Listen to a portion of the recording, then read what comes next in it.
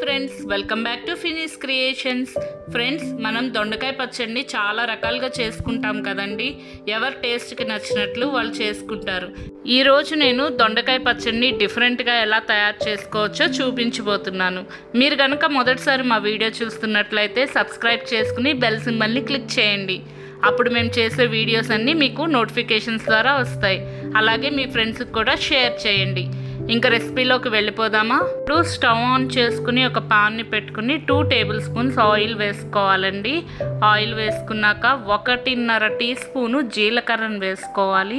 అలాగే 1/2 tea spoon మెంతుల్ని వేసుకోవాలి. మెంతులు బాగా ఏగితే మంచి సువాసన వస్తాయండి. అలాగే మన ఆరోగ్యానికి కూడా చాలా మంచిది. ఇవన్నీ కూడా వేగిపోయాక 2 టేబుల్ స్పూన్ల ధనియాలను వేసుకుని బాగా వేయించుకోవాలి.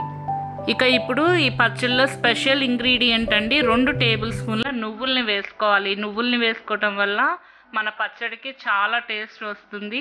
ఇవన్నీ కూడా బాగా వేగిపోవాలండి. అప్పుడు 3-4 పచ్చిమిర్చి అలాగే 4 వెల్లుల్లి రెబ్బలు వేసుకొని బాగా వేయించుకోవాలి. ఇవన్నీ వేగిపోయాక స్టవ్ ఆఫ్ చేసుకుని ఇవంతా కూడా ఆరిపోయే వరకు మనం పక్కన పెట్టుకోవాలి. ఇప్పుడు ఈ మిశ్రమాన్ని అంతా ఒక ప్లేట్లోకి ట్రాన్స్ఫర్ చేసుకుని పక్కన పెట్టుకుంటున్నానండి. తర్వాత అదే ప్యాన్లోకి 2 టేబుల్ స్పూన్ల ఆయిల్ని తీసుకోవాలి.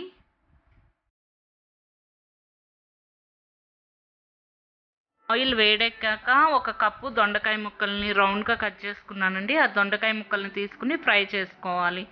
సుమారు ఇక్కడ నేను 1/2 కేజీ దొండకాయ ముక్కల్ని తీసుకున్నానండి. ఇప్పుడు ఈ ముక్కలు మగ్గిపోయే వరకు కూడా మనం బాగా ఫ్రై చేసుకోవాలి. ముక్కలన్నీ చక్కగా మగ్గిపోయినాయి కదండి. ఇప్పుడు ఒక 1/2 కప్పు కొత్తిమీరను వేసుకున్నాను. ఇది మంచి ఫ్లేవర్ వస్తుందండి కొత్తిమీర వేసుకోవడం వల్ల. అలాగే టేస్ట్ కూడా చాలా బాగుంటుంది. ఇప్పుడు స్టవ్ ఆఫ్ చేసుకుందామండి. ఆ వేడికే మనకి కొత్తిమీర బాగా మగ్గిపోతుంది. ఇప్పుడు నువ్వులు, జీలకర్ర, ధనియాలన్నీ ఆరిపోయినాయండి. సో వీటిని అన్నిటినీ కూడా ఫైన్ పౌడర్గా గ్రైండ్ చేసుకుందాము. ఒక్కసారి మనం గ్రైండ్ చేసుకుంటే సరిపోతుందండి. వాటర్ ఏమీ యాడ్ చేయక్కర్లేదు. చూడండి ఎంత చక్కగా గ్రైండ్ అయిందో.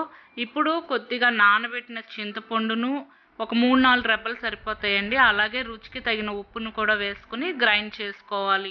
ఫైన్ పౌడర్గా గ్రైండ్ అయింది కదండి. ఇందులోకి మనం ముందుగా వేయించుకున్న దొండకాయ ముక్కలను, కొత్తిమీరను వేసుకొని ఫైన్ పేస్ట్గా గ్రైండ్ చేసుకోవాలండి.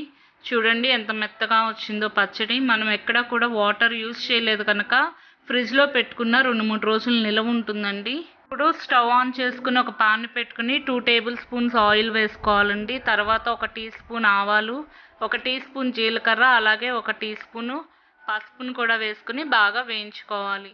ఆవాలు చిట్పట్టమన్నాక 1 టీ స్పూను మినపగుళ్ళు వేసుకున్నానండి. ఈ మినపగుళ్ళు చక్కగా ఫ్రై అయిపోయాక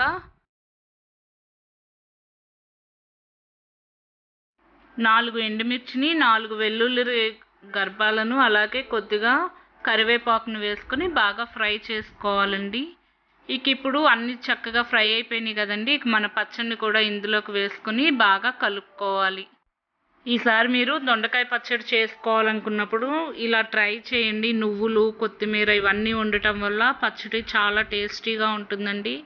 ఇప్పుడు మన పచ్చడి ప్రిపేర్ అయిపోయింది కదా. సర్వింగ్ బౌల్లోకి ట్రాన్స్ఫర్ చేసుకుందాము. మన దొండకాయ పచ్చడి రెడీ అయిపోయిందండి. వేడివేడి అన్నంలో కనుక సర్వ్ చేసుకుంటే మీరు పచ్చడి అంతా అయిపోయే వరకు అస్సలు విడిచిపెట్టరండి. అంత టేస్టీగా ఉంటుంది. మీరు తప్పకుండా ట్రై చేయండి. ట్రై చేసి ఎలా వచ్చిందో కామెంట్ రూపంలో నాకు తెలియచేయండి.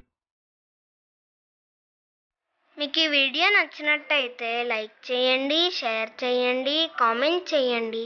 అలాగే మా ఛానల్ని సబ్స్క్రైబ్ చేసుకుని బెల్ సింబల్ని క్లిక్ చేయండి. Thank you for watching.